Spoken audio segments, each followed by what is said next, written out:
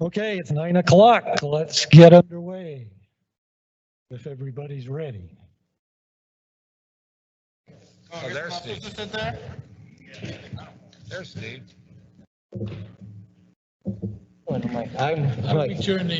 Okay, welcome to the 2021 Town of Barrington Deliberative Session. It may be a little less festive than an inauguration, but no less historic, as we participate in the New England town meeting tradition that's about 400 years old. When we met here a year ago, the pandemic was just getting started. A lot of towns postponed their meetings to spring or summer, hoping conditions would be better. But as we know, conditions got worse. This year, some towns are planning to delay their meetings, hoping the conditions will get better, but we wanted to get it done in case conditions get worse. Last November, Barrington held an election in which 4,458 residents voted in person. I'm not aware of anyone contracting COVID here, even among the approximately 50 election workers who interacted with voters for 11 hours. That's not because it wasn't risky. In my opinion, everyone stayed healthy because most of the voters complied with the safety guidelines, wearing masks, keeping distant, and getting out quickly. We have to spend a little bit more time together today to review the warrant, but we believe we can stay healthy as long as everyone here looks out for each other by wearing effective masks, staying distant, and keeping the warrant discussions brief and concise. I'd like to share my guidelines for an orderly meeting, sometimes known as Ron's Rules of Order. Number one, the moderator follows no set rules of order. Voters have the right to challenge the moderator's rules and rulings.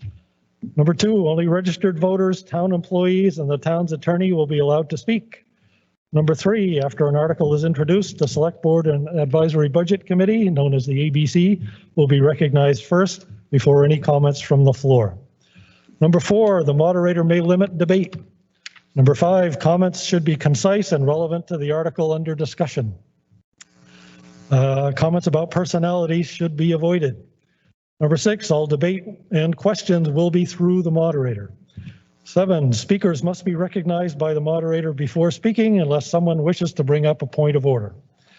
Speakers must identify themselves and speak into the microphone.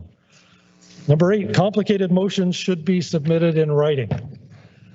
Number 9, amendments must be moved and seconded before discussion, and those making the motion and second must identify themselves. Number 10, only one amendment will be considered at a time. Number 11, speakers are asked to let others speak before they're recognized a second time.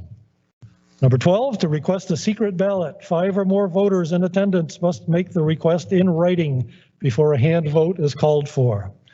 Immediately following a hand vote, 7 voters may request a vote by secret ballot. Number 13, voters may move to restrict reconsideration of an article after discussion of that article is complete. If the motion passes, there can be no further discussion of that article. Number 14, except for emergency personnel, please silence your electronic devices. Number 15, please keep your masks on even when using the microphone. We have people monitoring the microphones today and they can adjust the volume accordingly. All right, I'd like to introduce some of the people up front today and some people in back as well. We have Town Clerk Kim Karakas back here. You can wave, Kim. Deputy Clerk Becky Nelson. Amy Doherty, Finance Administrator. I'm Ron St. Jean, I'm the Town Moderator. If you didn't figure that out. We have Town Attorney Walter Mitchell and potentially another one, Naomi Butterfield when she gets here. We have Town Administrator Connor McIver, Select Board Chairperson Tracy Hardikoff, and Select Board members Andrew Knapp, George Bailey, Dan Eyre, and Jim Sakosha. And we have the Advisory Budget Committee scattered around down there. We have Steve Saunders, Peter Royce, Dana Manschreck, John Morris, and Tracy Hardikoff. She's in multiple roles today. Way in the back, we have supervisors of the checklist, Suzanne McNeil, Nilda Janelle, and Karen Booty. And as you may notice, we have good sound today, and we're also on camera. We have people from the New England Mobile Audio here running the AV stuff today. We have Nick Sarve and James Fairchild. So thanks to them. I think it'll be a good production today. Now we have Tracy Hardikoff to give her a little welcome. Welcome everyone to our town deliberative session. On behalf of the entire select board, I'd like to welcome you all and thank everyone for being here. Before we begin our meeting, could we turn to Old Glory back here and please join me in the Pledge of Allegiance. I pledge allegiance to the flag of the United States of America and to the republic for which it stands, one nation, under God, indivisible, with liberty and justice for all. Thank you all. This past year has presented many new challenges for our staff here in town and our community, but we continued to make important progress in many areas. This year, there's a 0% increase to the municipal tax rate and only a 10-cent in the total tax rate overall. Our infrastructure of our transfer station committee that was created, our fire tanker that was finished and put into service, and the advancement of a highway garage renovation project took place.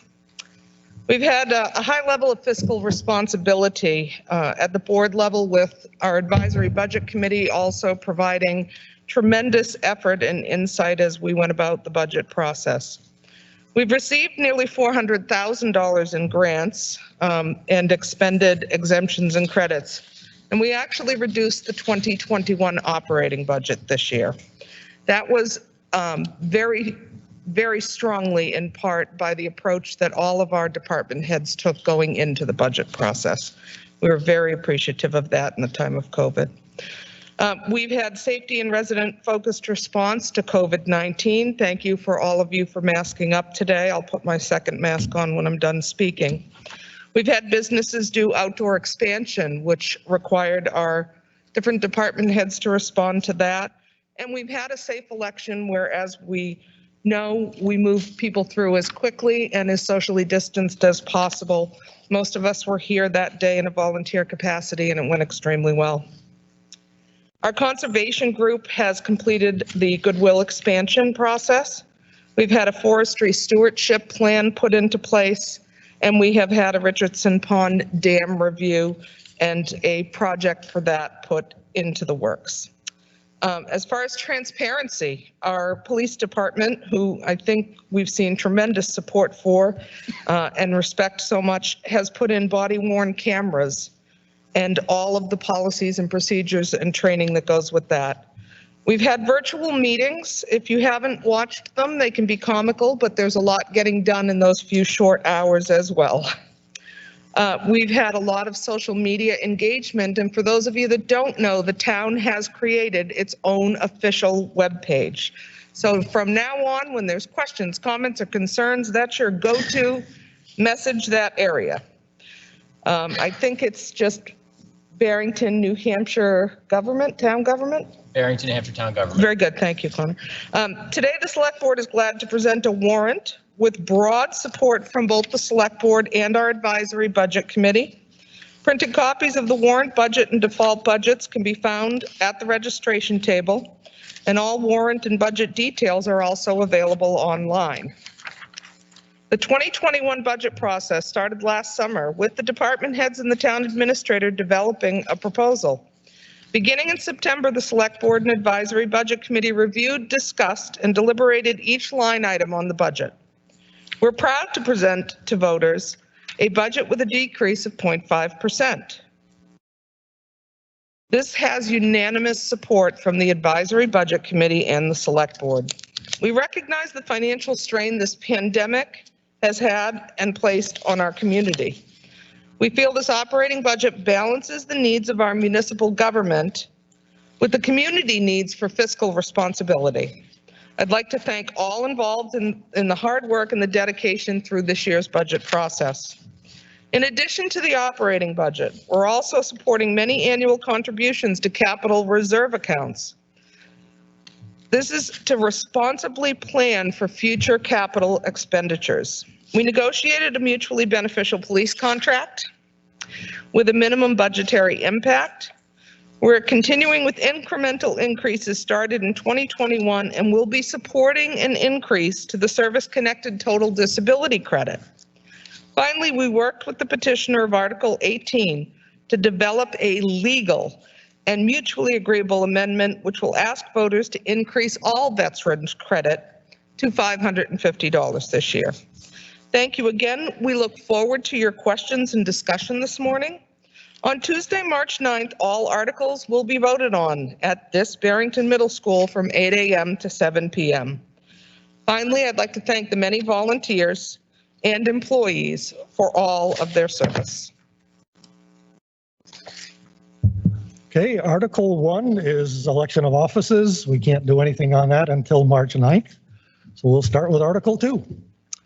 To see if the town will vote to raise and appropriate as an operating budget, not including appropriations by special warrant articles and other appropriations voted separately, the amounts set forth on the budget posted with the warrant or as amended by the vote of the first session for the purposes set forth therein, totaling $7,267,566.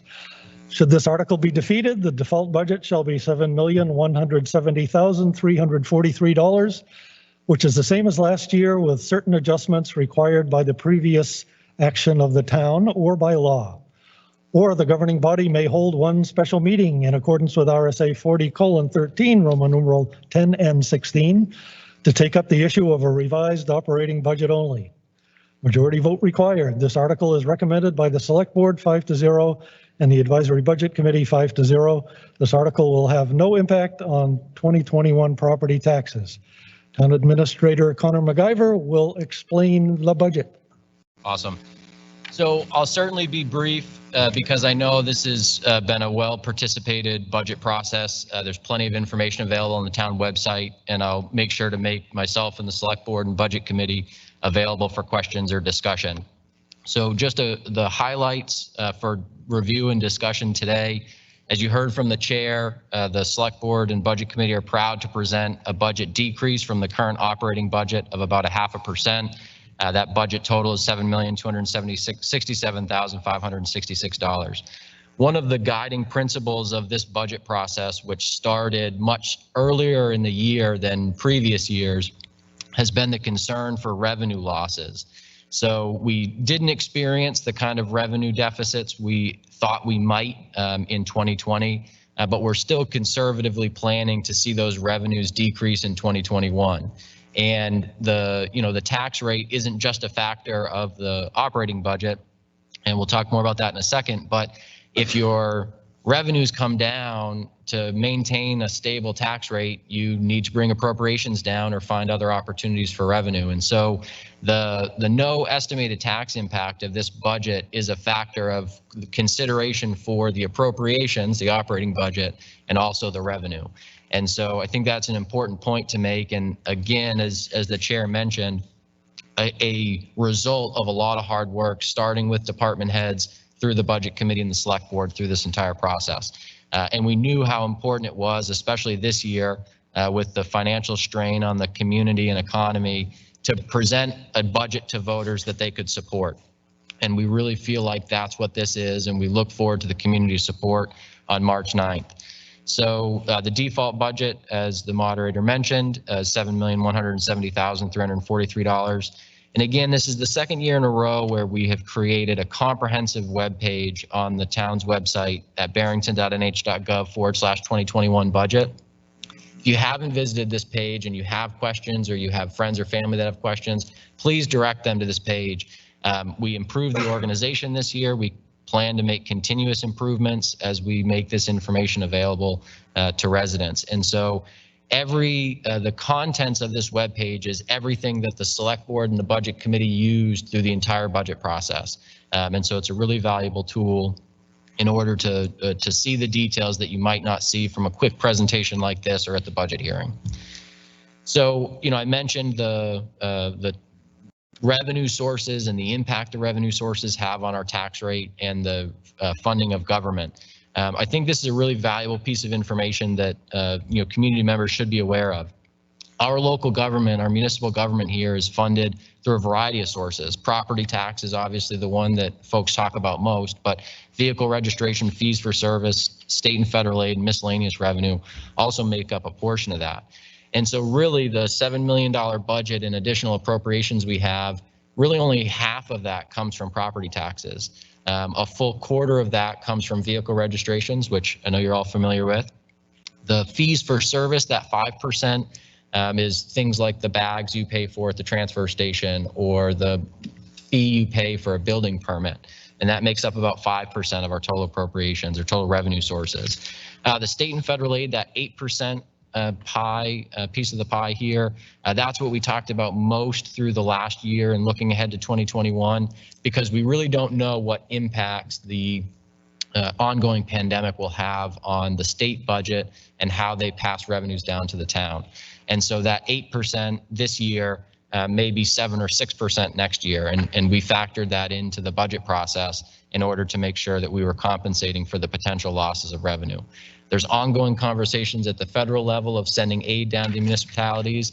And just as the chair mentioned in her opening remarks, we will make every effort to secure every dollar of aid that Barrington can to help offset the need to raise property taxes and collect revenue from these other sources. And so certainly if additional aid becomes available, we'll pursue it. So the select board is very proud of a now 10-year history of bringing a municipal tax rate that has a level impact to property taxpayers. And so all the work that the town does in that half of the total pie of revenue is comprised of $3.69 of your $22.77 tax rate. And you'll see the history here. Although the rate is declining, the level impact takes into account the increased assessed value, which I think is a tremendous thing that the community does for property owners in Barrington, being able to continuously provide an excellent education and excellent services, which drive property values higher, which again is a benefit to the community. This just is a line chart that shows that municipal tax rate. So your 2020 tax rate was $22.77, a meager 10-cent increase over 2019. The education portion remains 73% of the total tax rate. Municipal portion is 16%, and the county is 11%. The line chart in the lower left that you see, I think, is a really valuable demonstration of the hard work over, like I said, nearly a decade from municipal leadership. In 2013, the municipal portion of the tax rate represented just about 21% of the total tax rate. And here in 2020, it represents 16%. And a lot of times I talk to the select board about, the services we provide. It isn't necessarily that we're providing more for less, but we're providing more services. We're providing additional services, we're serving additional residents, but we're not increasing the burden on residents. And the result of that is a continuously decreasing proportion of the total tax rate. And a lot of that is through innovation and improved service providing that all departments do. So general information about the specific operating budget, wages and benefits. This budget not only is a reduction, but also is able to accommodate a 2.5% step for eligible employees.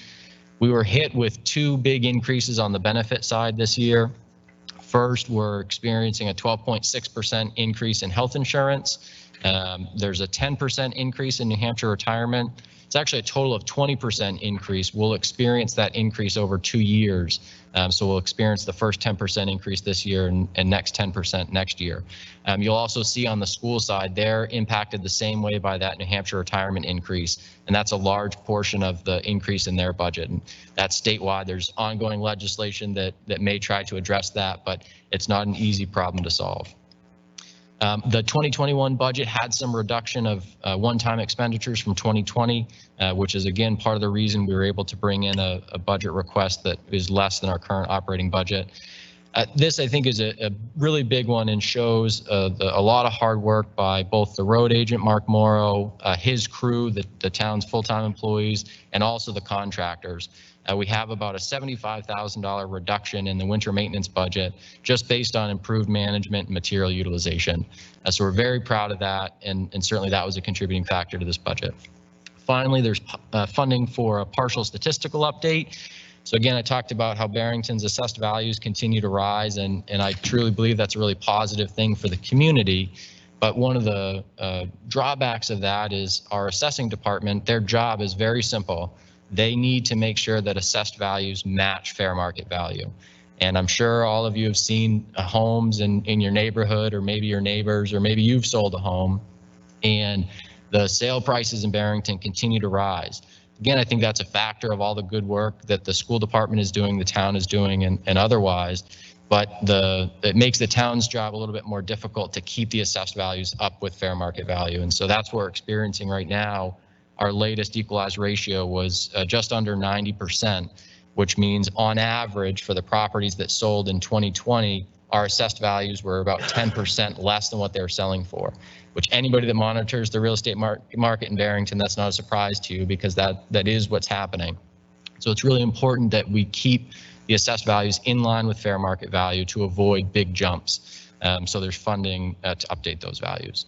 So again, just overall, our current operating budget is $7,300,847. The proposed 2021 operating budget, $7,267,566. Reduction of $33,281, or just about 0.5%. And I have the warrant article language there, which the moderator already read. And I know I'm happy to answer any questions or participate in any discussion, and the Select Board and Budget Committee are available as well. Okay, does the Select Board have any comments? No? ABC, anybody?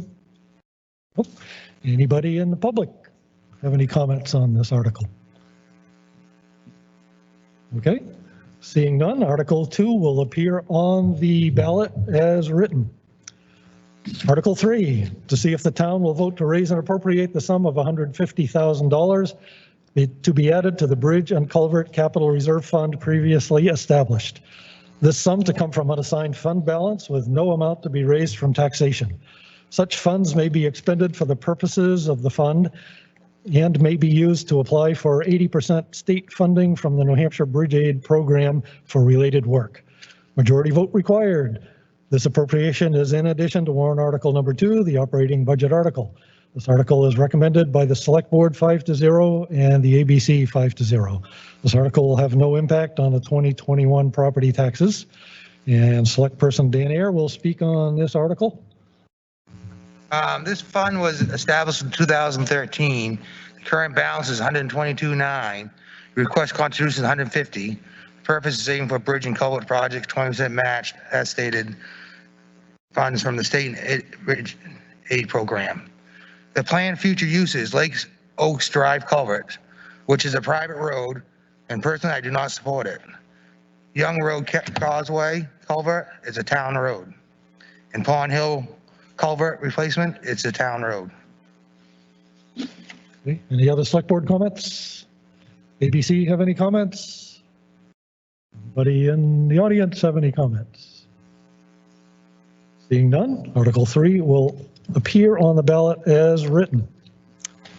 Article 4, to see if the town will vote to raise and appropriate the sum of $150,000 to be added to the Highway Heavy Equipment Capital Reserve Fund previously established. This sum to come from unassigned fund balance with no amount to be raised from taxation. Majority vote required. This appropriation is in addition to warrant article 2, the operating budget article. This article is recommended by the Select Board 5-0 and the ABC 5-0. This article will have no impact on 2021 property taxes. Select Person George Bailey will speak on the article. Good morning. This capital reserve was established in 1981.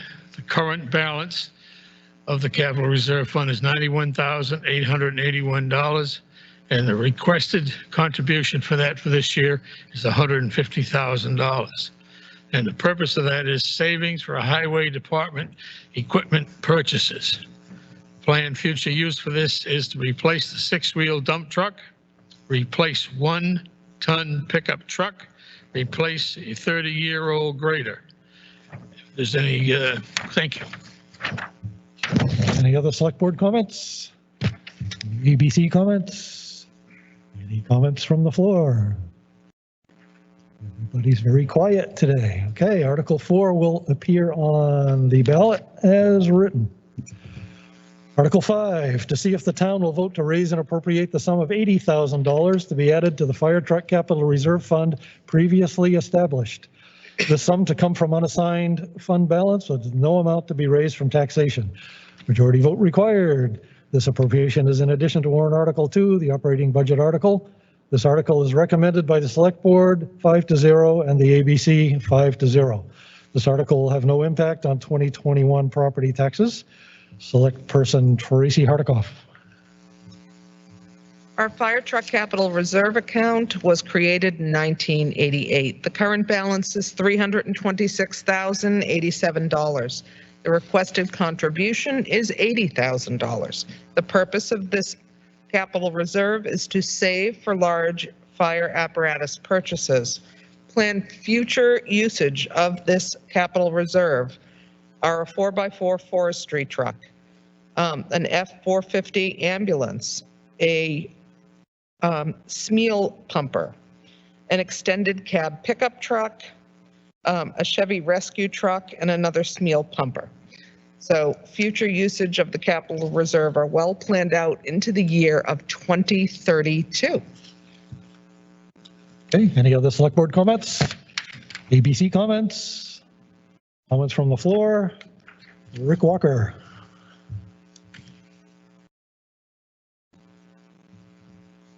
Rick Walker, Fire Chief. As Tracy said at the beginning of the thing, we're proud of the fact that in 2020 we were able to replace our tanker, and we were able to do a chassis remount, which means we took the rear body off, put in a new chassis, which saved the taxpayers somewhere between $100,000 and $125,000. The forestry truck was scheduled to be replaced in 2017 or 18. We felt that it made more sense to do some repair work on the body. There was some rust on the rear body. We approached the selectmen approved it, and we spent just under $6,000 on that truck with an idea that we could get that another 10 years out of it. So fire trucks are expensive, folks. A frontline pumper right now runs about $650,000 in today's money. We're obviously a couple of years out. You do see a reasonable increase from last year in the request to put the money away. The budget committee worked very closely with the Board of Selectmen and crunched some numbers and realized that while we're doing okay for right now, as we get out a little further, we were going to be significantly short when it came time to replace some of these bigger vehicles up around 28, 29, 30. So the budget committee and the select board recommended the increase to $80,000 so that we hopefully, as we're moving along, will be able to put enough money away so that we're not asking for a large amount of money when it's time to replace a truck. Thanks, Rick. Any other comments?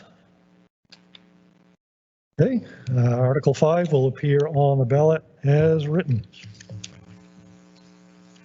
Article 6, to see if the town will vote to raise and appropriate the sum of $60,000 to be added to the Communications Upgrade for Emergency Services Capital Reserve Fund previously established. The sum to come from unassigned fund balance with no amount to be raised from taxation. Majority vote required. This appropriation is in addition to warrant Article 2, the operating budget article. This article is recommended by the Select Board 5-0 and the ABC 5-0. This article will have no impact on 2021 property taxes. Select person Andy Knapp. The emergency communications, sorry, double masks makes it challenging to hear anything. The emergency communication upgrade capital reserve was established in 2005. It has a current balance of $207,884 with a requested contribution amount of $60,000. Savings for communication tower and radio equipment upgrades is the intended use, and the future use will be to replace or repair the repeater and radio upgrades that coincide with Lee and Madbury for shared frequency, replace all portable radios, which are nearing 15 years old, and upgrade police department radios. Okay, any other select board comments? ABC comments? Comments from the floor? Rick?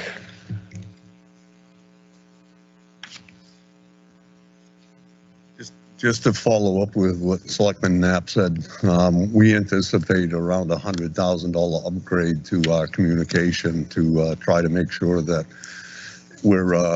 we have good radio communication all throughout the town, and we have instituted a program in which we're replacing about 18 years ago. The state gave us somewhere around 35 portable radios and six or seven mobile radios, and so now as they're starting to near 20 years old and their parts are virtually not available for them, if they break, we have to replace a new radio.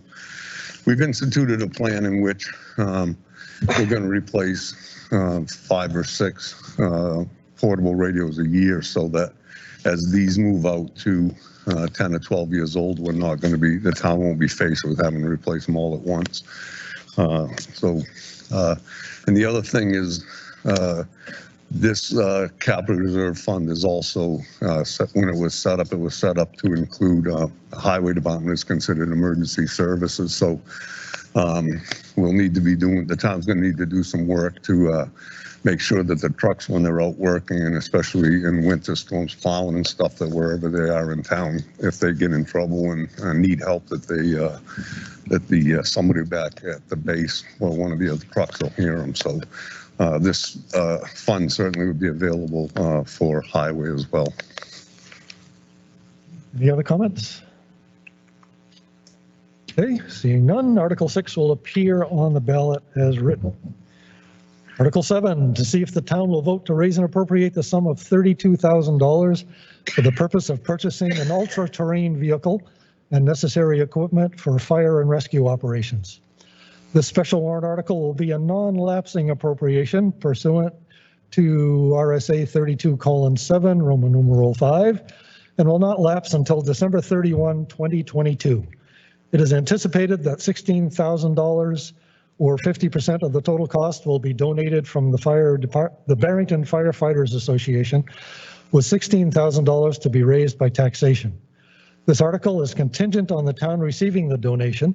If it is not received, this article will be null and void. Majority vote required. This appropriation is in addition to warrant Article 2, the operating budget article. This article is recommended by the Select Board 4-1 and the ABC 3-2. This article is projected to add 1.5 cents per thousand to the 2021 tax rate, or $4.50 to the tax bill on a $300,000 property. Select person Jim Sakosha will speak on this article. So the requested appropriation is $32,000. $16,000 of that is coming from the donation from the Barrington Firefighters Association, and there's also $16,000 coming from property taxes. Now, this says it's $32,000. That doesn't necessarily mean that the fire department is actually going to spend the full $32,000 on there. The real purchase behind this UTV for the fire and rescue operations, we're getting more people that are out there and walking our trails and having issues where they can't get a typical fire truck down or 4x4 truck. It's going to improve response time to calls for services on conservation properties as well. Projected to add 1.5 cents to 1,000 to the 21 tax rate, or $4.50 to the tax bill on the $300,000 property. Okay, any other select board comments? Any ABC comments? Any comments from the floor? Wait, let's let Rick go first and then you can go.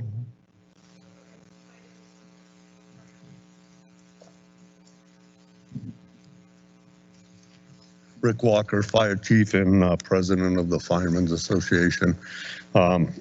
We saw the need for a UTV for the last few years, and this did come in kind of at the 11th hour. We had a pretty significant brush fire in November. As most of you know, we were in a drought this year. And we actually had a brush fire out in the middle of a swamp. And you laugh about it because in a normal year, you wouldn't have been able to get a fire to burn out there, and we were traipsing around out there. But anyway, as we started to see that we had needed mutual aid to come in with their vehicles more and more, it really pushed us to believe that now's the time. People, especially during the pandemic, more people are getting outside trying to do things with their families, and ultimately it increased the number of times that us and the police department had to respond out onto conserved land for either lost people, injured people, and fires on the properties. So the Fire Association, we're largely a benevolent association now, and everything we do is to try to benefit either the fire and rescue department or the taxpayers in the town. And so we got together and talked about, you know, we do need one of these vehicles, and the Fire Association's in a position where we could make this kind of a donation to help offset this. And specifically, we really wanted this to come from the taxpayers and have it as an addition to the tax rate rather than the board considering using fund balance to pay it, because we really want the voters to, you know, to have some buy-in to this. And if hopefully they'll support this at the polls and we'll be able to put this to fruition. And the last thing I want to point out is that it's the intent of the town selectmen and the fire department and the police department for this to be a joint shared vehicle. There are times when the police are asked to do enforcement activities on conserved land, and they have no ability to facilitate that. So hopefully having this vehicle available would provide some proactive services on the police side too. And if you had any questions about that piece of it, the police chief's here to answer that. Thank you.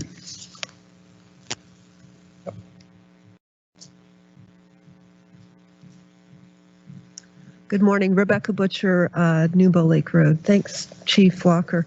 I just had one question. How does it get to an emergency site?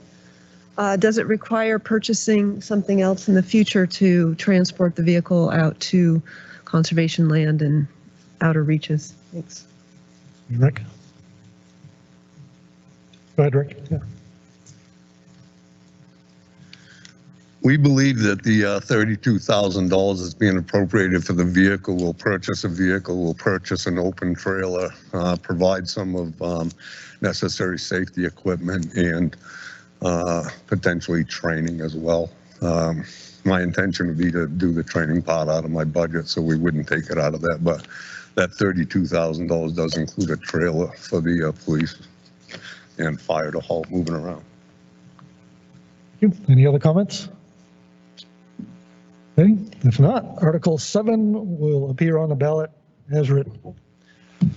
Article 8, to see if the town will vote to establish a library and community center capital reserve fund under the provisions of RSA 35:1 for the design, planning, and construction of a library and community center, including but not limited to building construction, site work, architectural fees, engineering, permitting, inspection, furniture, commissioning, and other expenses to occupy the building, and to raise and appropriate the sum of $25,000 to be placed in this fund.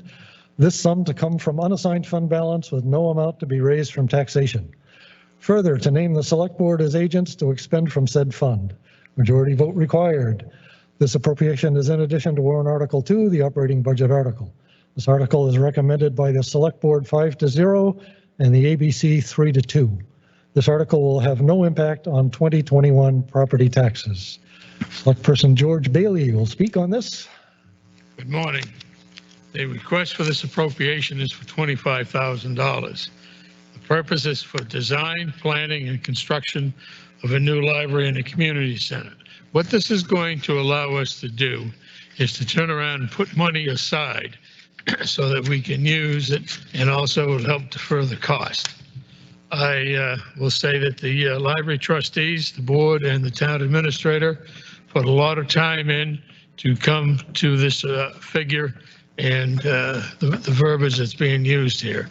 And I, for one, I guess I'm not supposed to, but I will. I do support this article, and I would welcome any, not myself, but thank you. That's questions, but go ahead. Thank you. Any other select board comments? Any EBC comments? Any comments from the floor?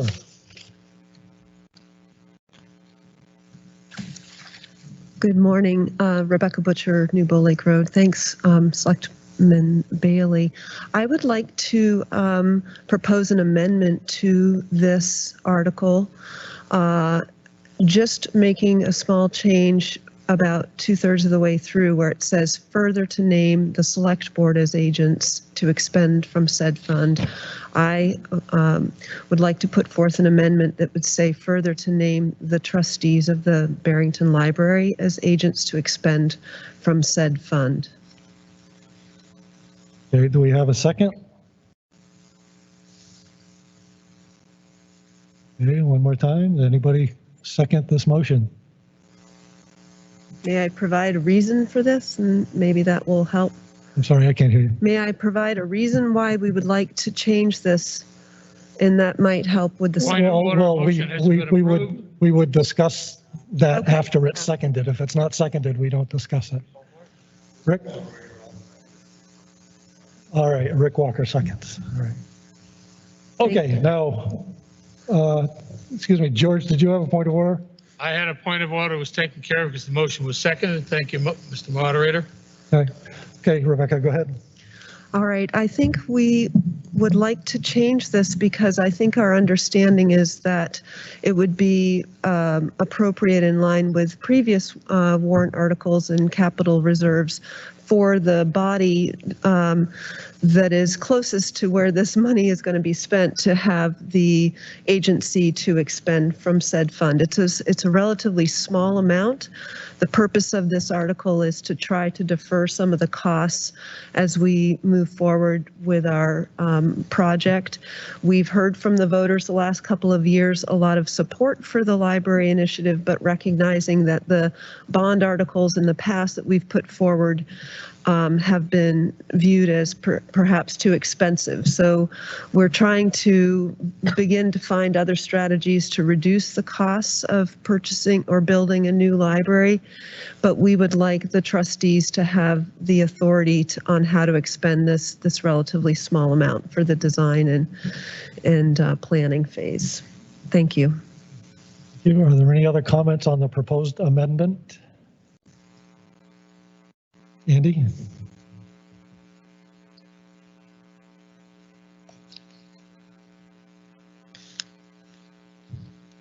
My general comment on it is it was presented to the select board that this was to be a capital reserve to save for, ideally to the purposes of building the library and if needed with use in design and planning. So I think expending it before we've even got it voted on by the people would be a little bit premature, and I do believe it was written in a way that is appropriate because it does allow folks to spend it. It just means they have to have a discussion with the governing body beforehand.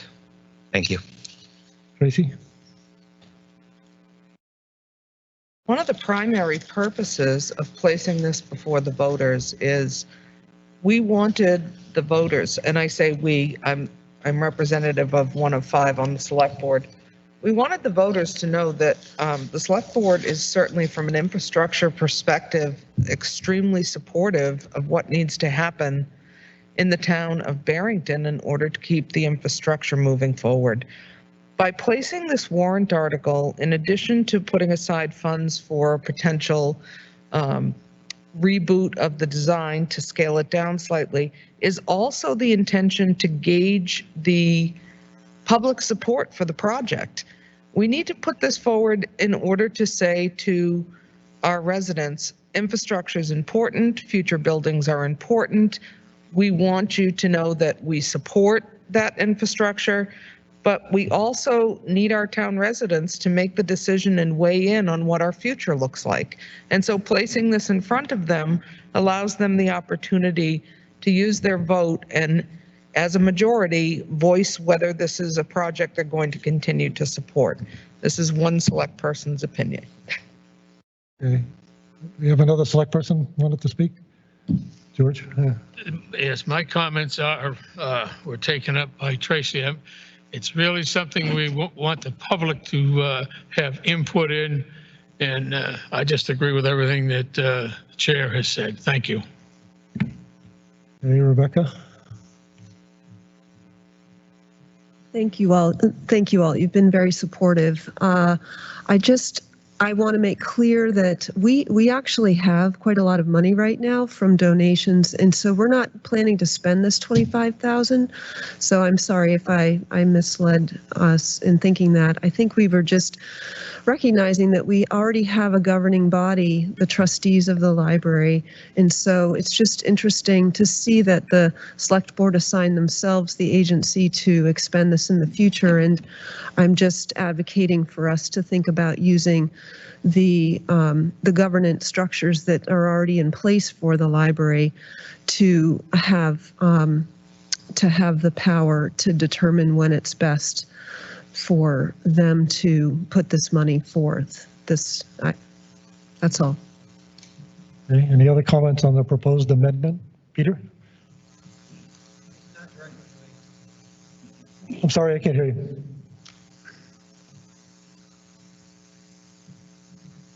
It's not directly related to the amendment. It's related to the discussion. Okay, well, we have to deal with the amendment first, and then you can speak after that, okay? Tracy? So, sorry. So I do think that the reason that the select board is listed is, and it could be, correct me if I'm wrong, advisory budget committee, please. It is my understanding that if in future years we do not get the library approved by the majority of voters, that would leave these funds in the hands of the select board. And I think that that was the sole purpose of this, is that there wouldn't be more work to do in future years if our voter base, if our residents do not support this infrastructure project. There's less steps in order to move the funds back to the taxpayers. And I think that is the sole purpose of it. There's no issue of control here in my mind. Am I correct in how I'm stating that? Thank you. George? Yes, I have one question to ask. And is there a member here of the library trustees to speak for this? Is there a library trustee here to speak? Thank you, Mr. Moderator. Okay, are we ready for the vote? Okay, all those in favor, well, let me just read the amendment. The amendment would replace the select board as agents to expend from said fund with trustees of Barrington Library to expend from said fund. Okay, everybody understand the proposed amendment? If you are in favor, raise your cards.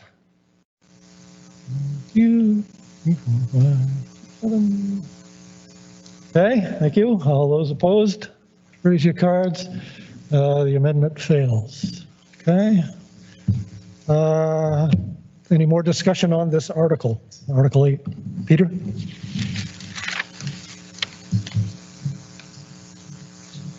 I'm Peter Royce. I live on Carr Drive.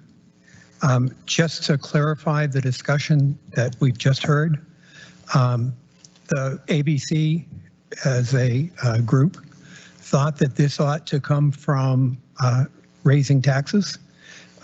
Given that the presentation to us was that we wanted to gauge community support, and we thought since the bond's going to be taxable, if this article were also taxable, it would be a better reflection.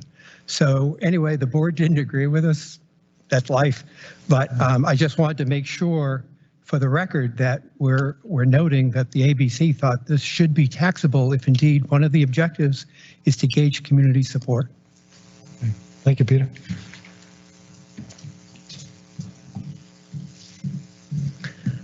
Thank you, Mr. Royce. That's really sad. Given the level to which we think the library might be part of the infrastructure, just like fire trucks, ambulances, radios, bridges, other large pieces of equipment, town halls, how is it that when an infrastructure project for the community is presented, there's a different approach taken with something like a library? I think we can still gauge community support on a warrant article that is coming from funds that are already there, the fund balance, and treat it very similarly to all other infrastructure projects in our town. And I would like to thank the select board very much for standing on this and showing unanimity in supporting this coming from the fund balance. Thank you. Thank you. Any other comments on Article 8? George? Motion to restrict further discussion. Second. Okay, do we have a second? Andy Knapp voted, seconded. Only this article, George, you're referring to? That's correct. This article. Okay. All those in favor of restricting the reconsideration of this article, raise your cards. All those opposed? Okay. Article 8 is restricted. We will not consider that again. And Article 8 will appear on the ballot as written. Article 9, to see if the town will vote to establish a police equipment capital reserve fund under the provisions of RSA 35:1 for the purpose of purchasing, installing, and maintaining police equipment, and to raise and appropriate the sum of $25,000 to be placed in this fund. This sum to come from unassigned fund balance with no amount to be raised from taxation. Further, to name the select board as agents to expend from said fund. Majority vote required. This appropriation is in addition to warrant Article 2, the operating budget article. This article is recommended by the select board 5-0 and the ABC 5-0. This article will have no impact on 2021 property taxes.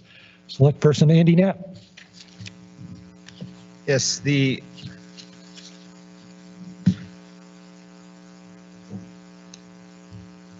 my apologies.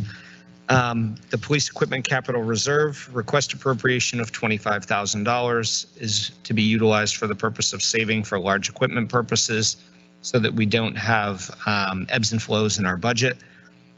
Future planned use would be cruiser data equipment, also known as our IMC equipment, body cameras, tasers, cruiser radars, and other communication equipment. Okay, any other select board comments? ABC comments? Comments from the floor? Comments from the police chief?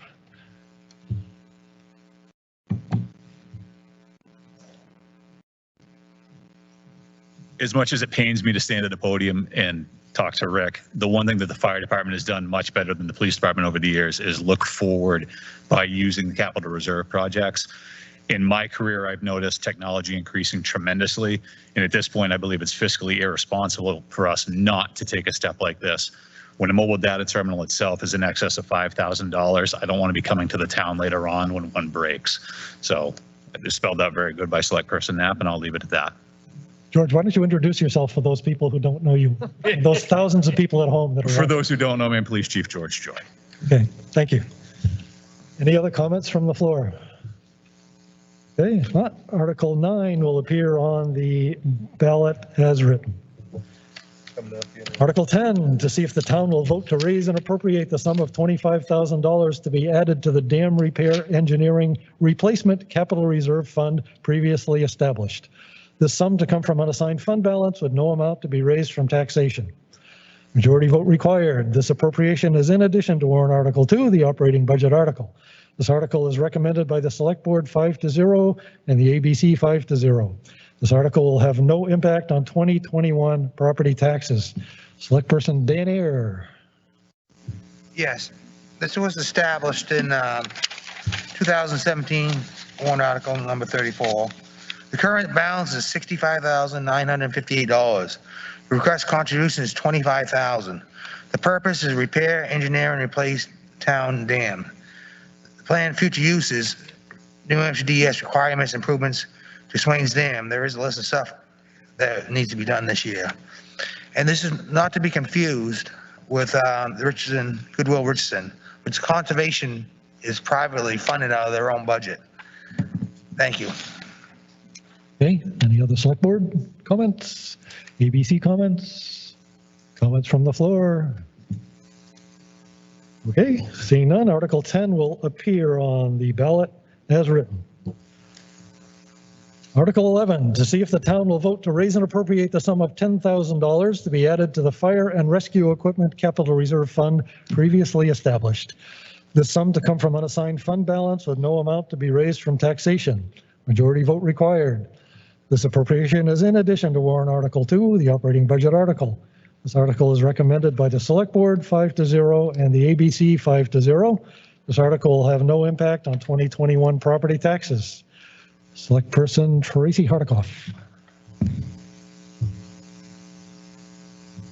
It's almost like Chief Walker. They knew I was in support of fire services. They gave me all of the. So this capital reserve account was established in 2012, and the current balance is $49,106. The requested contribution this year is $10,000. The purposes of this is for saving for large equipment purchases and to avoid any budget spikes in the future. Planned usage would be a portion of the exhaust vent system, which the Select Board approved, approaching, I think it was federal dollars for a grant for that. We would still have a portion of, say, $5,000 to $7,000 should that grant go through. Other planned uses are cardiac monitors and power cots to save on back injuries. Can we all say reduction in workers' comp costs? Yes. So that's presented as Article 11. Thank you. Okay, any other select board comments? ABC comments? Comments from the floor? Rick Walker, you should have sat in front, Rick. Certainly, we thank the voters for all the support over the years, and part of the reason that we have a equipment capital reserve is to preserve spikes in the budget. And just so you folks know, about 82% of my budget goes to staffing, whether it's the full-time employees at work, 7 days a week, my salary, or paying per diem people, part-time employees, and our call members to come out and take care of our emergencies when we need them. We had just a little over 1,100 emergencies last year, the vast majority were EMS. But as you see, we're a pretty busy department, and so that when 82% goes to the human element of the department, it leaves a very small percentage to cover all the other pieces. So by having capital reserves like this to make the bigger purchases, it allows us to try to keep our budget as level as we can. Thanks, Rick. Any other comments? Okay, Article 11 will appear on the ballot as written. Article 12, to see if the town will vote to raise and appropriate the sum of $5,500 to be added to the cemetery capital reserve previously established. This sum to come from unassigned fund balance with no amount to be raised from taxation. This is equal to the amount the town collected in 2020 from the sale of cemetery lots and other cemetery revenue. Majority vote required. This appropriation is in addition to warrant Article 2, the operating budget article. This article is recommended by the Select Board 5-0 and the ABC 5-0. This article will have no impact on 2021 property taxes. Select Person Jim Sakosha. So this warrant article number 24 was established in 2013. The current balance is $65,485. The requested contribution is $5,500. This is based on the cemetery revenue collected in 2020. The purpose of this is saving for the expansion and maintenance of cemeteries. We have cemetery expansion. We're also looking into cemetery maintenance and also land acquisition, need be if we have to expand. Thanks, Jim. Any other select board comments? ABC? Comments from the floor? Okay, Article 12 will appear on the ballot as written. Article 13, to see if the town will vote to raise and appropriate the sum of $5,000 to be added to the Tricentennial Celebration Expendable Trust previously established. This sum to come from unassigned fund balance with no amount to be raised from taxation. Majority vote required. This appropriation is in addition to warrant Article 2, the operating budget article. This article is recommended by the Select Board 5-0 and by the ABC 4-1. This article will have no impact on 2021 property taxes. Select person Dan Ayer. This was established in 2019, warrant article number 16. The current balance is $868. The requested contribution is $5,000. The purpose is saving for our tricentennial celebration. The plan, future use is seed fund for fundraising and fireworks display. And me personally, hopefully this will celebrate the town's 300th anniversary plus the end of this pandemic. Thank you. Okay, any other select board comments? ABC comments?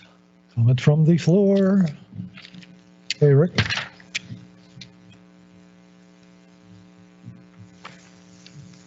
Back in 1972, before I was born, we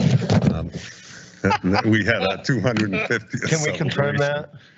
No, I know, nobody believes me. And here we are, we've creeped up on 300th. Certainly my wife hopes I'm not around for the 350th, but anyway. But we're kind of excited. We have a steering committee started, and what we're really looking to do with this fund, hopefully the voters have been very generous, but you're going to start seeing the pandemic did slow us down a little bit. Many of you saw the pewter ornament put out last in November to celebrate the first. Their intention is there'll be 3 of those. The final one will accumulate in the fall of 22.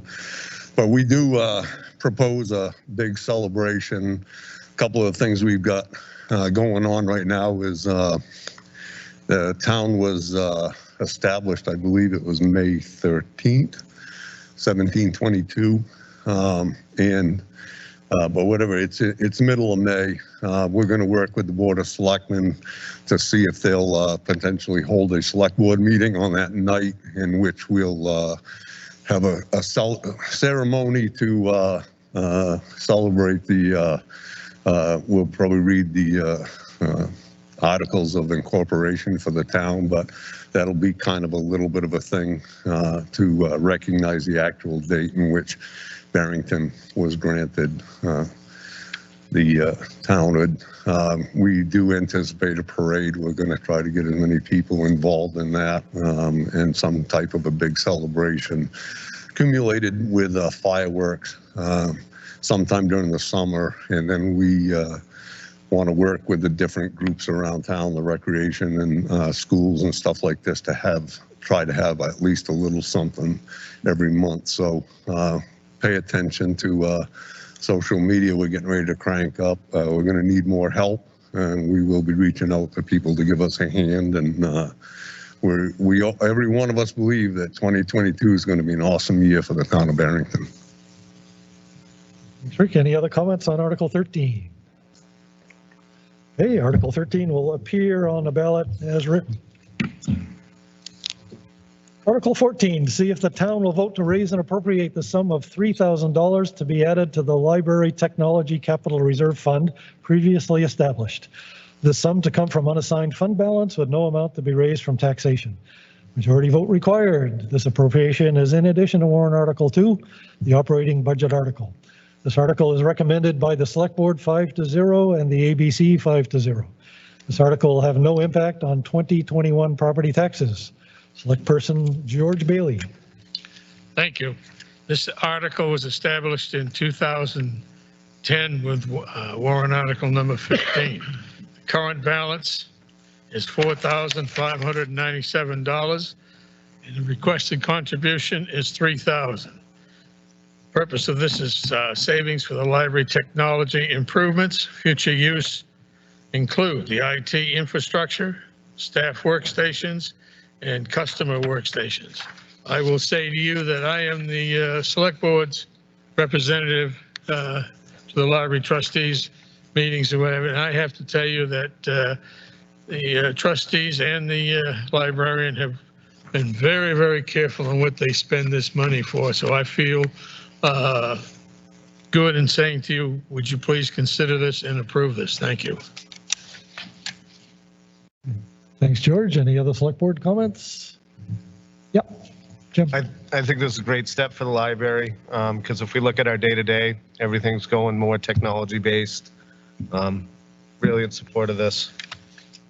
Thanks, Jim. Any ABC comments? Any comments from the floor? Okay, Article 14 will appear on the ballot as written. Article 15, to see if the town will vote to approve the cost items included in the collective bargaining agreement reached between the Select Board and the Barrington Police Union, NEPBA Local 240, which calls for the following increases in salaries and benefits at the current staffing level. For fiscal year 2021, the estimated increase is $4,787. For 2022, the estimated increase is $7,000. For 2023, the estimated increase is $2,000. And further, to raise and appropriate $4,787 for the current fiscal year, such sum representing the additional costs attributable to the increase in salaries and benefits required by the new agreement over those that would be paid at current staffing levels. Majority vote required. This appropriation is in addition to warrant Article 2, the operating budget article. This article is recommended by the Select Board 4-1 and by the ABC 5-0.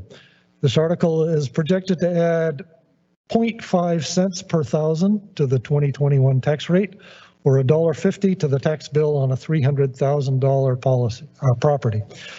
Since this article pertains to collective bargaining agreement, it cannot be amended, but it can be discussed. Andy Knapp will speak on the article. I don't have an enormous amount to say on it because Ron has already said it all. But as you heard, the Select Board supported it 4-1. So thank you. Okay. Connor? And just for the community's benefit, all of the information is available on the town's website, the full proposed collective bargaining agreement. The $4,787 is comprised of expanded holiday pay to all union members. Currently, there's one union member that was excluded from the holiday pay provision in the existing union contract. This expands that. There's also an increase from 2 hours to 3 hours in the court or callback minimum. And so the increase is $4,787. And if this article were approved, that amount would be added to the operating budget. The future budget increases, the collective bargaining agreement calls for a new designation of master patrol officer, which has a variety of requirements, which are a final draft, but certainly not finalized, to include 3 years with the town of Barrington and certain specialized training in certain service areas. And so we've budgeted as if every eligible employee would meet the requirements for the master patrol officer. And so the maximum liability, if you will, for 2022 would be an additional $7,000, in 2023 an additional $2,000. I know I speak for myself and the Select Board, we're very proud of this collective bargaining agreement that we came to with the police union. Really feel like it's mutually beneficial, and also very glad to have another 3-year agreement. There's a fair amount of overhead with legal costs and meetings, negotiating a collective bargaining agreement. So to do 1 or 2 year terms becomes pretty unproductive. And so having a 3-year term, we're proud about as well. So certainly happy to answer any other questions, but those are the specific details. Okay, any other Select Board comments? ABC? Any comments from the floor? Okay, George, no comments? Okay. All right, Article 15 will appear on the ballot as written. Article 16, to see if the town will authorize the governing body to call one special meeting at its option to address warrant Article 15 collective bargaining agreement cost items only if warrant Article 15 for collective bargaining agreement cost items is defeated. Majority vote required. The article is recommended by the Select Board 5-0. Jim Sakosha. Just Going to echo a little bit about what Gene said. The purpose of this is for statutory language should Article 15 be defeated. It's allowing the select board to meet, to hold a special meeting to discuss and plan. Any comments from the floor? Okay, Article 16 will appear on the ballot as written. Article 17, to see if the town will vote to increase the optional tax credit for a service-connected total disability on residential property from $2,550 to $3,050 pursuant to the provisions of RSA 72:35. Majority vote required. This article is recommended by the Select Board 5-0 and the ABC 5-0. This article is projected to add 1.5 cents per thousand to the 2021 tax rate, or $4.50 to the tax bill on a $300,000 property. Select person Tracy Hardikoff. As you can see behind me, the service-connected total disability credit was established in 2013. We amended it in 2020. We're asking to amend it again now.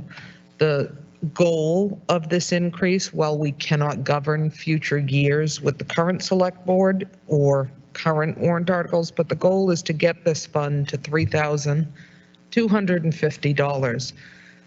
And the sole goal of this is to be able to provide between the two veterans tax credits at some point, the full $4,000 that the state allows our veterans.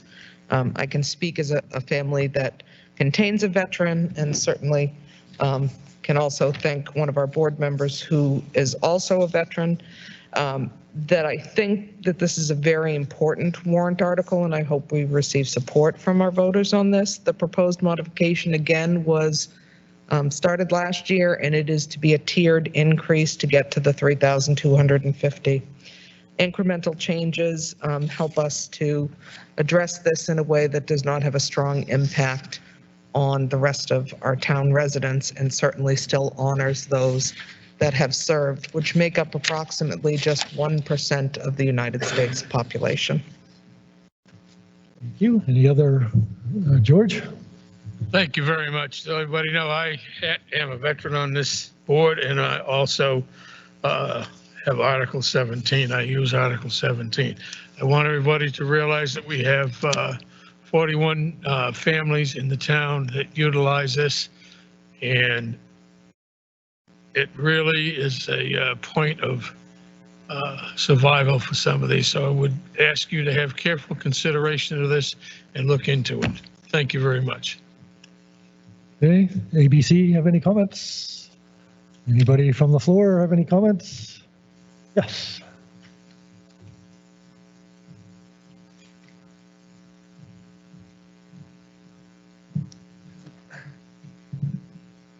Joe Bystrick, Franklin Pierce Highway. I had to write my stuff down because I'm getting old and I can't remember. Can you speak a little louder, please, Joe? Okay, the disabled vets that this article concerns didn't ask to be disabled. They answered a call to serve and protect our nation. Their disabilities they suffer as a result of this service. When they enlisted, they didn't ask themselves, hey, what's going to happen if I'm disabled? You know, I hope my country takes care of me.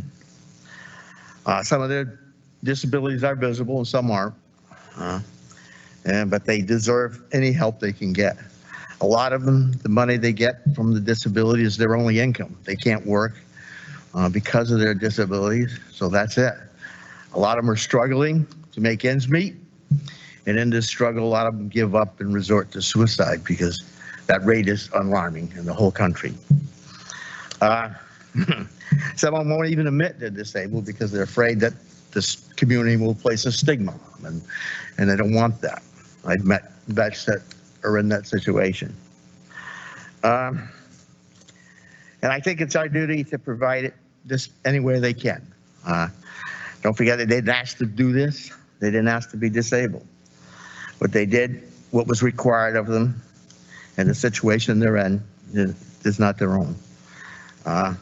They did what they required of them with pride and without question. And we should also respond with pride and without question to pass Article 17. Thank you, and God bless America. Thanks, Joe. Any other comments from the floor? Not seeing any. Article 17 will appear on the ballot as written. Article 18 is a petitioned article. The first sentence isn't really a sentence, but I'll read it as written anyway. Shall the town vote to change the veterans tax credit, the optional tax credit for all veterans, upon adoption by the town pursuant to RSA 72:28 and RSA 72:28B, shall be an amount of $750. The optional tax credit for veterans will phase in the amount of the veterans tax credit over a 3-year period. The optional tax credit shall replace the current optional tax credit of $450 in its entirety and shall not be in addition thereto.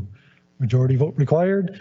This article is recommended by the Select Board 5-0 and is not recommended by the ABC by a vote of 3-1. This article is projected to add 4 cents per thousand to the 2021 tax rate or $12 to the tax bill on a $300,000 property. Do we have a petitioner here to speak on this article? If not, okay. Select Board.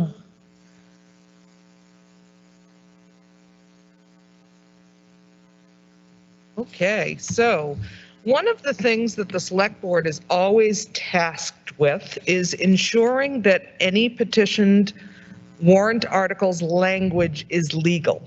So at this time, in order to provide us with the ability to put forward a petitioned warrant article that is legal, I'm going to ask for the following amendment. To see if the town would vote to increase the veterans tax credit from $450 to $550 pursuant to the provisions of RSA 7228-2 and RSA 7228-B.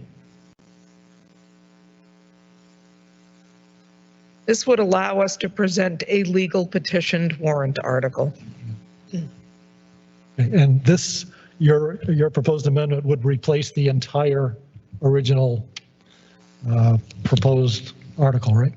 Correct. With the understanding, just like with our total disability credit, that this would be moving incrementally. And again, we can't choose as a select board to govern future years, nor can we as voters choose to govern future years. So the purpose of this is to move incrementally $100 a year to the $750 maximum allowed by the state. As it's written currently by the petitioner, not legal, and so therefore we have to write language with the intent that speaks to the petitioned article, but allows us to present a legal warrant article. So to see if the town would vote to increase the veterans tax credit from $450 to $550 pursuant to the provisions of RSA 7228-2 and RSA 7228-B. Second. All right, George Bailey seconded the motion. And I assume that the Select Board and the ABC would vote on this after this meeting if this passes. Okay, Connor? So I just wanted to make sure it's clear, and Chairperson Hardikoff mentioned it in her opening comments. So Ross Ascani is a gentleman, a resident in town, the primary petitioner for this article. So early on when the petition was submitted, and actually take a quick step back, I want to commend Mr. Ascani for the process he took with this petitioned article. Over the summer, he wrote a letter to the Select Board asking about the all veterans credit and the available increase that the state allows, the gap between what the Select Board or the town currently provides and what the state allows. And he asked the Select Board to take up the topic at a regular meeting and discuss the possibility of including that in the warrant. Later in the summer, towards the beginning of the budget process, the Select Board reviewed the exemptions and credits analysis, which is available on the town's website, showing the utilization of our exemptions and credits and the impact on the budget. The Select Board at that time made a commitment to continue increasing the service-connected total disability credit, but decided to wait on the all veterans credit increase, consistent with the uncertainty of the economy at the time.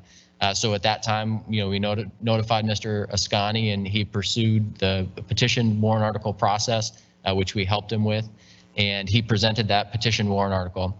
During review, the question of legality comes down to the fact the 3-year phase-in. That language is in the statute, but it's in the statute with establishing an all veterans credit. And it's not clear if it was contemplated that it could be used to increase the veterans credit. And so the select board approached Mr. Ascani and explained the question and asked what he felt a suitable amendment would be. And again, he doesn't have any authority as a single petitioner to change the language, but as the primary point of contact, it was important for the select board to have a conversation with him. And he agreed that he felt a reasonable amendment would be to bring it to from $450 to $550, which was the original intent of the first year anyways. The only difference is it will require future action in years 2 and 3 if the goal of bringing it all the way to $750 is to be accomplished. So I heard from Mr. Ascani this morning. He regrets that he couldn't be here, but he certainly wanted to make it clear that he's supportive of the amendment. And the select board, although they were hesitant at the end of the summer and beginning of the budget process to support an additional increase to this credit, the select board has previously taken a vote that they're unanimously supportive of this amendment and would support it going to town meeting. And so I just wanted to make sure I gave that background on behalf of the petitioner, and certainly, or not on behalf of the petitioner, but sharing that information and the background and collaborative effort. And I know the select board has previously encouraged anybody that plans to petition an article to certainly start with the select board and see if support can be garnered there before going farther in the process. It's not required by any means, but it's a good collaborative process. Thank you. Okay. Any other select board comments? ABC? Yeah.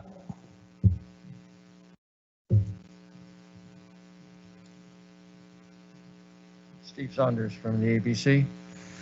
A little louder, please. Could you Yes, this is Steve Saunders from the ABC. Okay. Yeah. We had a discussion in the ABC, and while we have not taken a formal vote on this amendment, and we'll do that after this, there was consensus that we would support this at the time. So wanted to make that on the record here. Okay. Thank you, Steve. Any comments from the floor? Or Tracy? I just wanted to be perfectly clear that I have a household that would be impacted by this $100 increase. Last chance, Joe?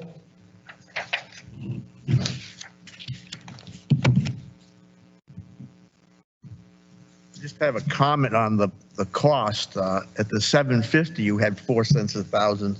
So at 550, it shouldn't be 4 cents a thousand. That's my only comment. So the impact, the tax rate impact is calculated by tax year. And so because the intent of the original article was to increase the credit over 3 years with a $100 increase in each year, we only present voters with what the impact is to the 2021 tax rate, which is what you see in the language. And so the tax rate impact is the same because the original intent was still only to bring it up $100 in the first year. There would obviously be a future tax rate impact in 2022 and 2023, but that's not traditionally presented in the warrant articles, just the impact of the 2021 tax rate. I hope that makes sense and answers your question. Okay, any more discussion? All right, I'll read the proposed amendment one more time. This amendment would replace the existing Article 18. To see if the town will vote to increase the veterans tax credit from $450 to $550 pursuant to the provisions of RSA 72:28, Roman numeral 2, and RSA 72:28B. Majority vote required. This article is projected to add 4 cents per thousand to the 2021 tax rate, or $12 to the tax bill on a $300,000 property. If you support the amendment, please raise your cards. Okay, any opposition, raise your cards. Okay, the amendment passes, and that will appear on the ballot. Or any other discussion on Article 18? Okay. All right, that's done. Article 19, the one we like, to transact any other business that may legally come before said meeting of the honorable town government. This is the time when somebody from the school board might want to remind you that there's a school district deliberative session next Saturday across the hall, or this might be a good time to thank the select board for their work and the ABC's work on the budget. if you wanted to do that. Tracy would like to speak. I won't keep you all. This is the fastest deliberative session we've ever seen.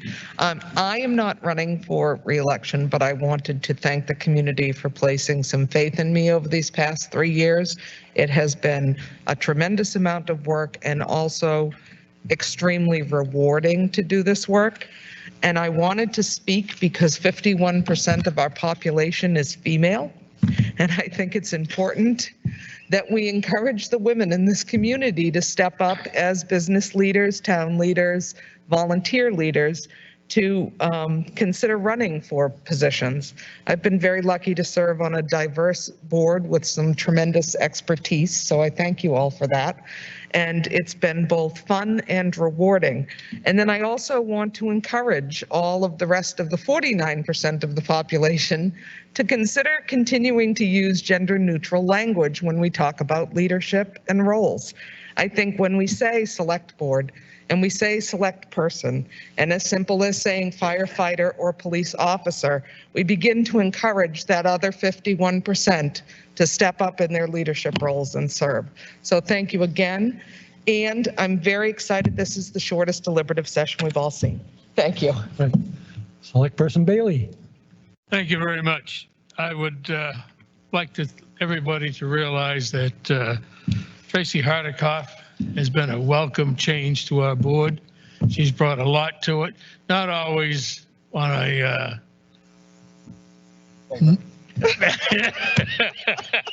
yeah, you could say that, but she has really brought a lot to the board and really helped us along quite a bit. And her year as chairperson, how was that? Was that correct? Thank you. As chairperson has really brought a lot to the town, and her ability to research and make sure that everything was up front. I'd just like to say it's been a pleasure for me to serve this term with her, and she's going to be greatly missed by myself, and I hope by the rest of the other board members. I speak for myself, but Tracy, it's really been enjoyable. It's been changing my way of thinking somewhat. But again, it's been a pleasure to work with you, and I hope maybe in the future we can find something else to work together with. Thank you. Thank you, George. Applause would be appropriate if anybody would like to do. Thank you, Tracy. Yeah. Ron, we have a select board meeting following this as well, if anyone's interested. Okay. Yep. Jack. I'm Jack Pingham. I live on Mary Hill Road. As some of you may know, we've been trying to address the gun issue in town.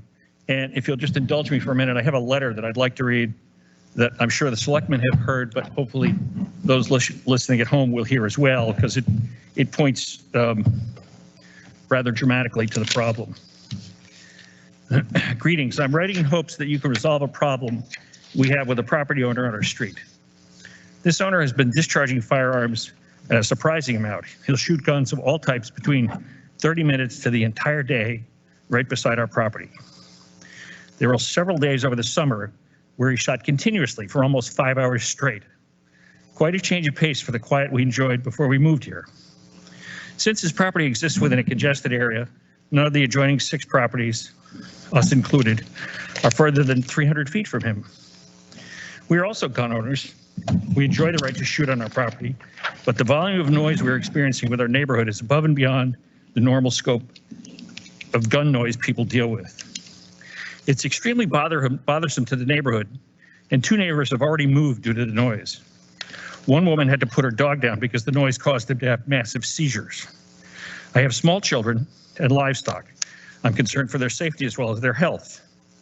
It is heartbreaking and frustrating when my children run inside with their hands on their ears and are unable to play outside in the backyard, often for the rest of the day. Since we never know when to expect it or for how long, we constantly live on the edge. The noise created by this neighbor's hobby has had a direct negative impact on the peace and enjoyment of our property and those properties around us, as well as a negative impact on our health. We've spoken with the neighbor on 2 occasions, and both times he's insisted this was his right and he wasn't doing anything illegal. He communicated his intent to build a larger and more substantial range further back, approximately 600 feet from our house. He told me to expect more shooting, not less, once it was built. He admitted that he discharged over $10,000 worth of ammunition over the summer alone, and to expect more of this coming this summer. We've had a conversation with Barrington Police Department and several meetings with the Chief Joy. Together, we have ensured the shooting is taking place within legal distance of structures, which is only 600 feet from our home, at 400 feet from where my children play in the backyard. As you can imagine, high-powered rifles are definitely loud, startling at that range, especially for hours at a time. There are, however, no laws that we can find that limit the duration he can shoot during the daylight hours. Are you aware of any? I've spoken twice with my lawyer, who informs me that gun ranges are very protected in New Hampshire and are immune to noise lawsuits as long as they follow noise ordinances already set at the time that they were built. Those noise ordinances in Barrington do not include guns. We are supporters of guns and gun owners ourselves. We do not want to lose those freedoms to enjoy because one abuser of the rule, but this is not sustainable. We are also New Hampshire natives. We moved to Barrington over 2 years ago because we love it here. We do not wish to sell this house we worked so hard to buy. We love our home. It seems unfair that there are noise regulations on yard maintenance, construction, music, even dog barking, but not firearms, which are far louder than all of those. Shooting a gun for 5 hours straight in a neighborhood seems unreasonable. But as far as we can tell, it's legal. This situation has caused a great deal of stress and uncertainty to our small family, as well as several others. I'm speaking for myself and several other residents on the street. Please help us bring peace back to our neighborhood. I encourage you to call me so we can discuss this matter. Thank you very much. Thanks, Jack. Anyone else? Yep. Andy. I'd like to share a letter that was submitted to the select board on the same topic. It says, to all, I'm writing to express my support for the town of Barrington in declining to act on last year's petition, Gun Home Ranges, Noise, Environment, and Safety, which called to restrict the legal use of firearms on private property. The petition was discussed during the June 22nd, 2020 meeting, and it was announced during the July 13th, 2020 meeting that the town would not act on the petitions. I was recently sent the email included below that seems to be calling for more action on this matter. I applaud the select board for doing the right thing, both legally and morally, in their initial response, and I request the town continue to respect the sanctity of private property and the rule of law. The gun lobby that Matt references seems to be the local gun range and thousands of individuals who are interested in freely enjoying property that they pay for. This is not some faceless group of large corporations like the term gun lobby conjures images of. These are residents, taxpayers, and Americans who simply want to enjoy life in the best country in the world. Part of the reason I continue to live in New Hampshire, and specifically Barrington, is the ability to enjoy many different outdoor recreational activities on my property, including the responsible use of firearms. In my story, this gun lobby is not ruining my town, but rather helping keep it a town that I enjoy living in. As more people move to town, it is important to remember that we all moved here for a reason. Major changes to the laws of the town just to appease a minority are harmful, whether related to firearms or not. If a person requires more distance and privacy from their neighbors, they're always welcome to buy more land.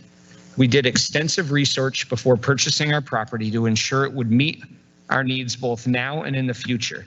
This is simply part of being a responsible adult. Let's keep Barrington somewhere we want to all move to again. Finally, as you directed in your July 2020 response to the proposal, NHRSA 159:26 prohibits the town from making the types of restrictions being asked for.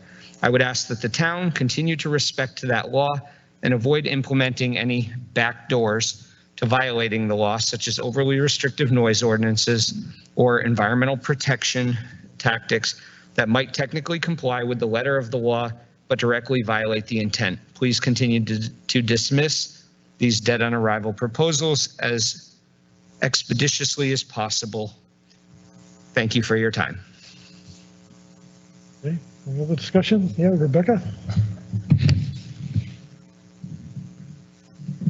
Rebecca Butcher, New Bow Lake Road. I just wonder at what point we can have a conversation about just what's courteous and thoughtful to our neighbors. Turn that up, please. Well, I just want to ask, when do we get to talk about what's courteous and kind of neighborly? I think that there are noise ordinances for things like loud motorcycles and dogs, and we all could probably agree that a number of hours of any loud noise, and I'm a gun owner too, and happy to live in a rural area. I just think that we have to think about our neighbors and think about our kids and think about the health and well-being and potential past trauma that others have had around different kinds of sounds. And I think that when a resident asks for a reasonable proposition to have a conversation about what's just common courtesy and how we want to be as a community and how we want to support each other and the culture of our community, we should be open to finding a common ground. And so to go to far ends right from the get-go and saying this is a anti-gun legislation or opposing gun rights, I think is just sad that we can't see where we're maybe missing the forest for the trees. So I'm rambling, but I just think that there's a place where we could have a common sense conversation about just what it's like to live in this town. And I would encourage the select board to not pass these opportunities up because of potential far-edged, divisiveness right from the get-go and find a middle ground. Mr. Moderator. Yeah, George.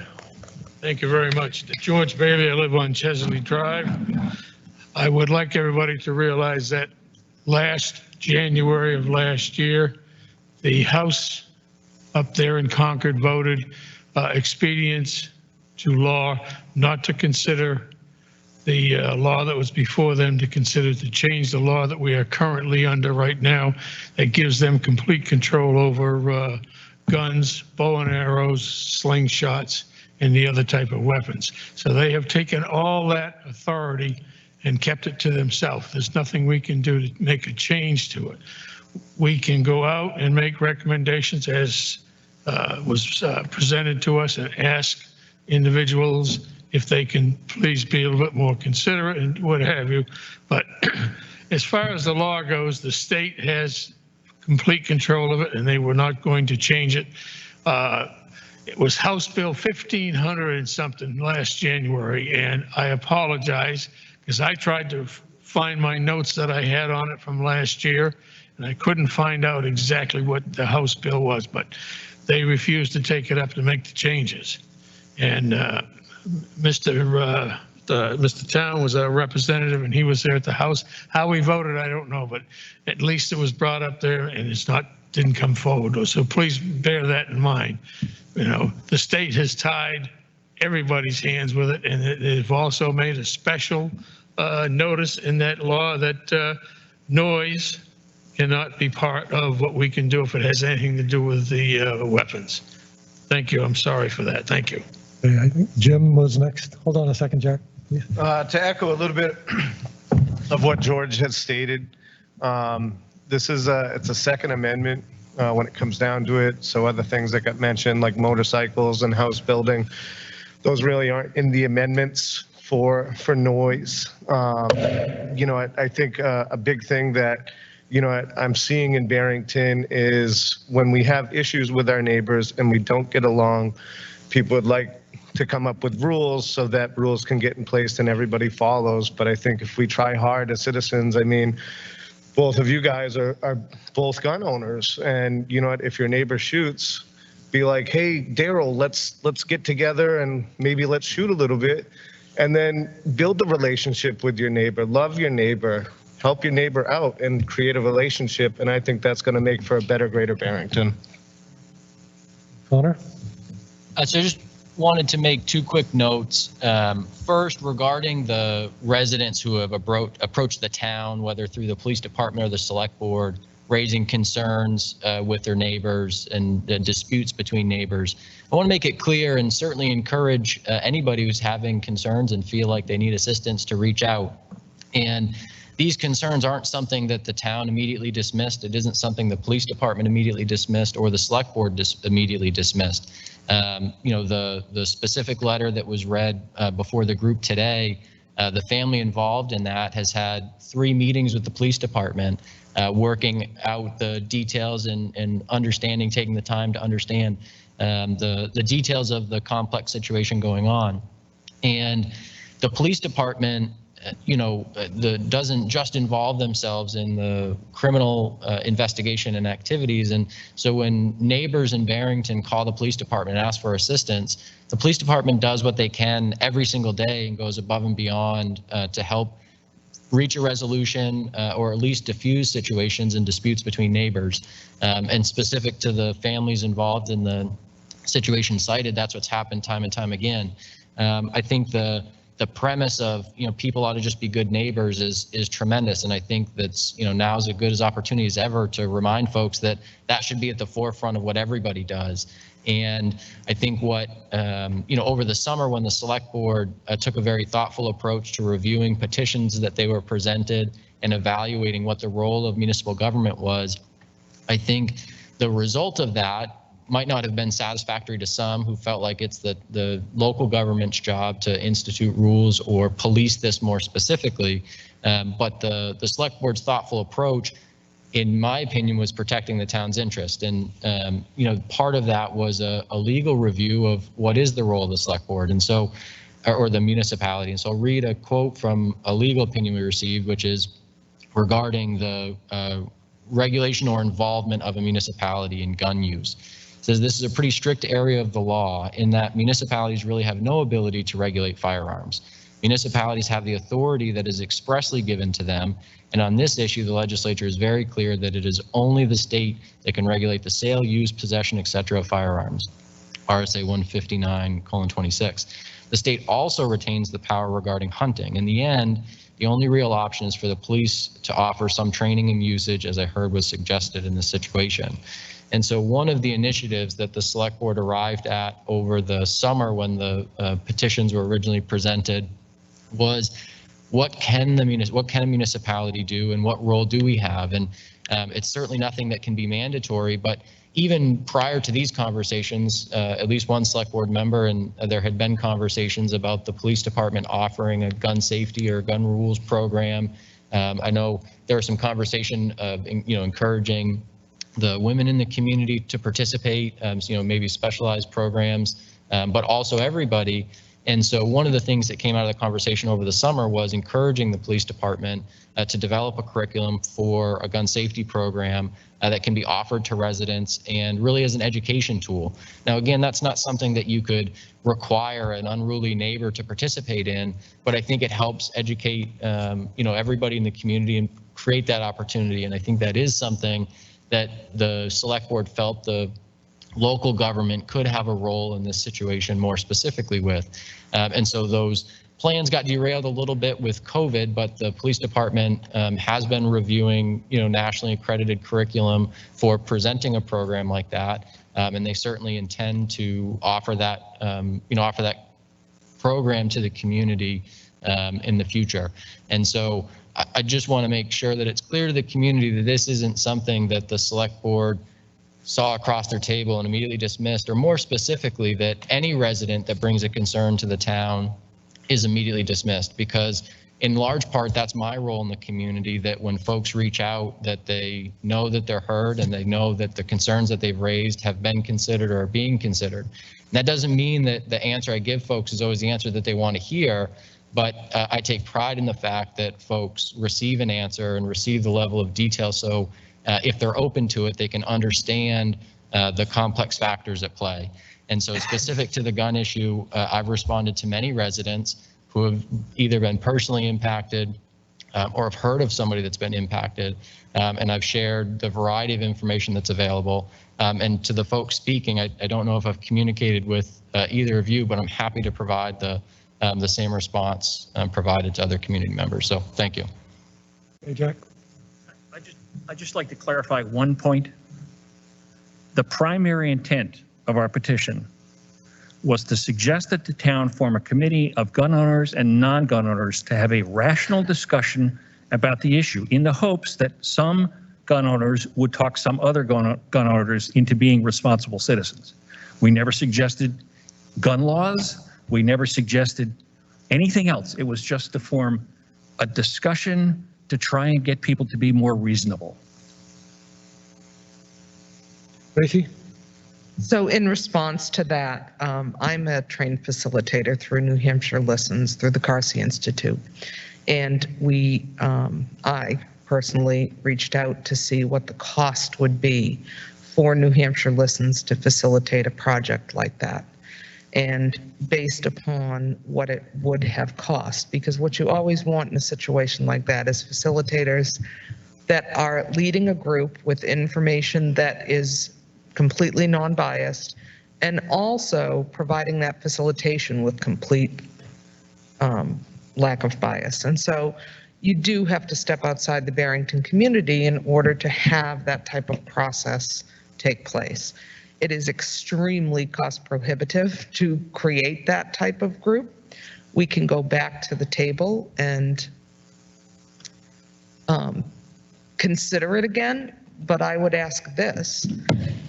It would be important if you were going to pay the kind of money it will cost to facilitate that type of collaborative effort in bringing people together, that you ensure that you already have people willing to participate that are not of like mind.